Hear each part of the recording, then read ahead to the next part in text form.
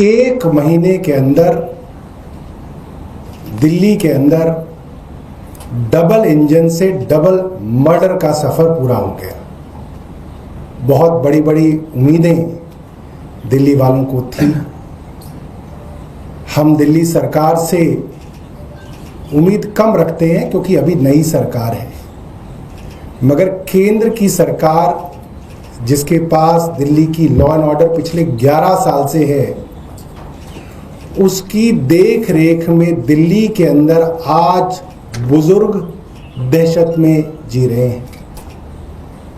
दिल्ली के अंदर बुजुर्गों का ये हाल है कि उनको पता नहीं नौकर रखना सेफ है या ना रखना सेफ है।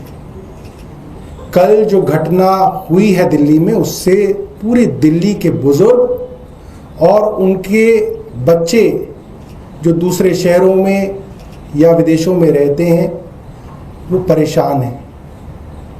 दिल्ली के बहुत पॉश माने जाने वाले कोहाट एन्क्लेव के अंदर 70 वर्षीय बुजुर्ग और उनकी पत्नी की बहुत निर्मम हत्या का मामला सामने आया है। 3 दिन तक घर में लाश सड़ती रही, किसी को कानों कान खबर नहीं थी।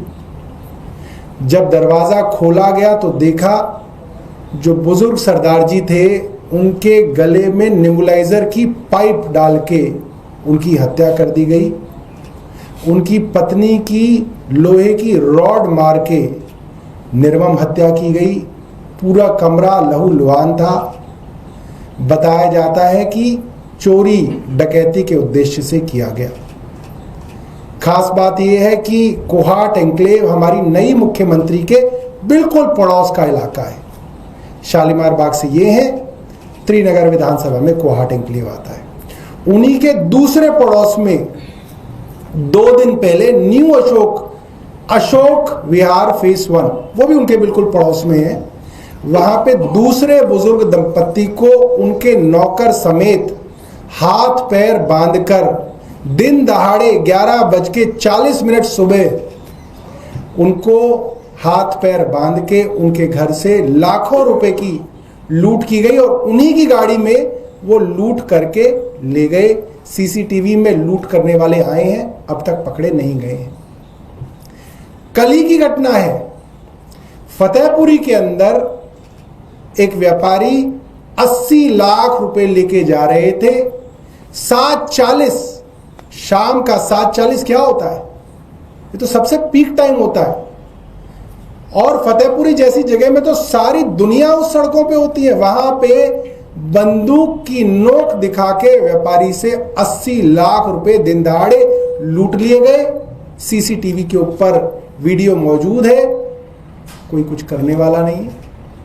1 फरवरी की घटना है, एक बुजुर्ग की हत्या की गई और उनके यहाँ जो मेडिकल इक्विपमेंट थे, 80 साल के बुजुर्ग की हत्या करके उनके मेडिकल इक्विपमेंट लूट लिए गए।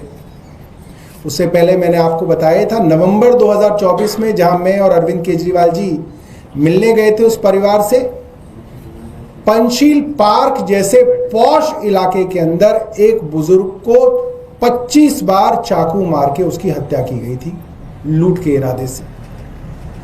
और ये मामले ऐसे नहीं है कि इक्के दुक्के मामले हैं। 2022 की एनसीआरबी की रिपोर्ट है जो केंद्र सरकार छापती है, उसके हिसाब से जितने वारदातें बुजुर्गों के खिलाफ पूरे देश में होती हैं उसमें से 27% वारदातें दिल्ली में होती हैं। यानी कि बुजुर्गों के खिलाफ होने वाले क्राइम्स में हर चौथा क्राइम देश की राजधानी दिल्ली के अंदर होता है।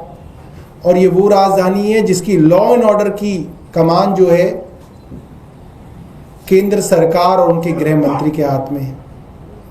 बड़ा आसान है, कोई और राज्य होता तो हम कहते कि पुलिस के ऊपर कार्रवाई हो,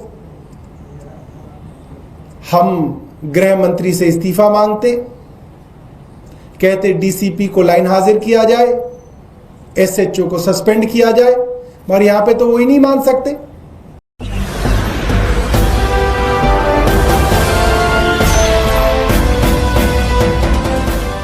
देख रहे हैं लाइव न्यूज 99, राष्ट्र सबसे पहले।